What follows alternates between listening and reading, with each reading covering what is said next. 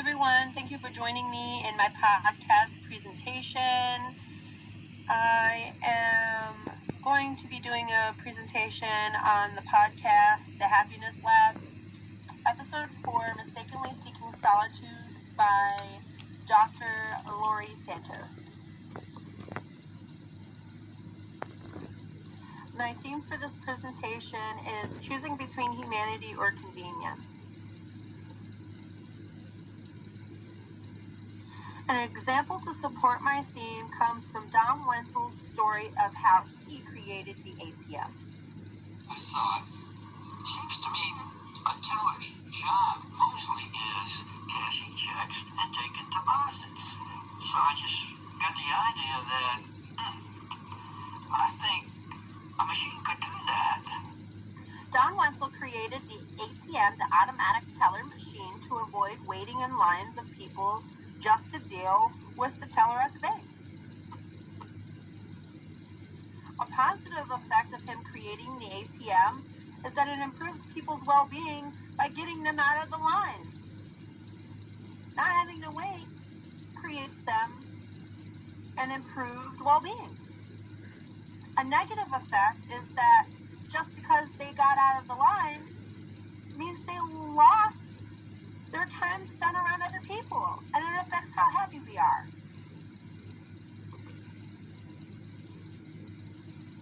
Another example from positive psychologist Ed Diener and Martin Seligman is that they looked at people who scored highest in their 10th percentile of a happiness survey. Then they tried to figure out what makes them so much happier than the rest of us. And the answer is that they were more social. They spent more time around humans than people with average levels of happiness. The researchers' results came back so strong that it deemed being around other people as a necessary condition for very high happiness. Nobel Prize winning psychologist Daniel and his colleagues also tested for which daily activity makes us feel best. Guess what the winner was? Socializing! It's better than eating, shopping, relaxing, watching TV. Just being with other people makes us feel even better, even if those people are strangers. Nick Epley, professor of behavioral science, says, feeling lonely or isolated just kind of sucks.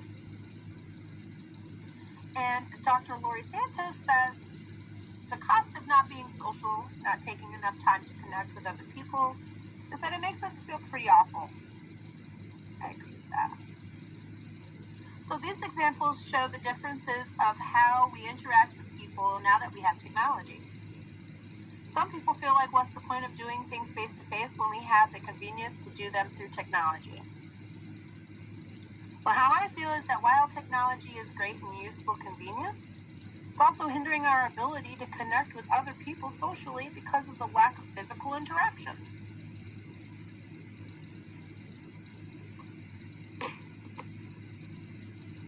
My personal experience in technology has changed the way I interact with people. Before cell phones, I used landlines. Before Facebook, I interacted with people at social gatherings like the movies, or school, or at a park, just to hang out. Before technology, I struggled with loneliness, but I was able to combat that by going outside more often and talking to others. But after being introduced to technology, I now see that having technology but no human interaction in life is very depressing. You know, sometimes we resort to our phones to see what people's got going on, and we're not really taking the time to go outside and to really hang out with people and interact with them, give them high fives. You can't give someone a physical high five through the phone. You can send them a picture of the high five, but that's technology replacing us as humans. It's replacing our humanity. So relating to my communications course with researcher Philip and his colleagues was that they had a negative and positive effect as well. So, passively using social networking sites to provoke social comparisons and envy creates negative downstream consequences for subjective well-being. Positive effect is when, by creating a social capital and stimulating feelings of social connectedness, we are actively using social network sites that facilitate direct exchanges with others, meaning like Facebook Messenger. They have a FaceTime option, and our whole family can get together and FaceTime each other. And we feel like that's a positive effect that technology is giving us, that we can't necessarily go outside and hang out with our family members who are states and states away, but we can get on the phone and on technology and hang out with our whole family on FaceTime.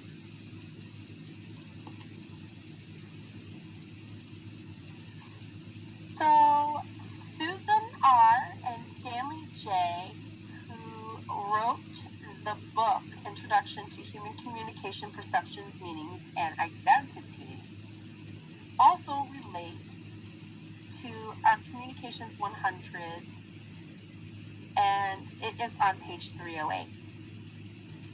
And they say, nonetheless, the weight of evidence is heavy for social networking sites, that the use of it diminishes our personal senses of well-being, so much so that it can weaken our benefits of actual real-world friendships.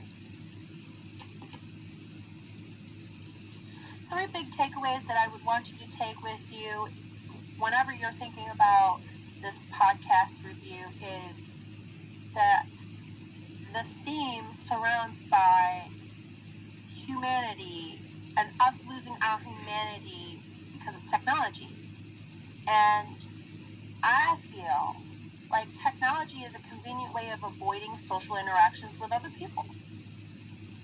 Humanity thrives from other people's interactions with or without technology as their source. Convenience does not live or die with us. It is merely a time managing systematic help. It is not our friend. It can never really be our friend. We can love it. We love our phones. We don't want to break our phones. We love our computers. We use it all the time. But it is not our friend. It is not going to die with us. It is not going to live with us. It's not going to share our memories and our feelings with us. It's just going merely to help us when we need time management. So this last page is to show where I got my references from our podcast and from our communications book references. And I just want to thank everyone who shared this moment with me in my podcast.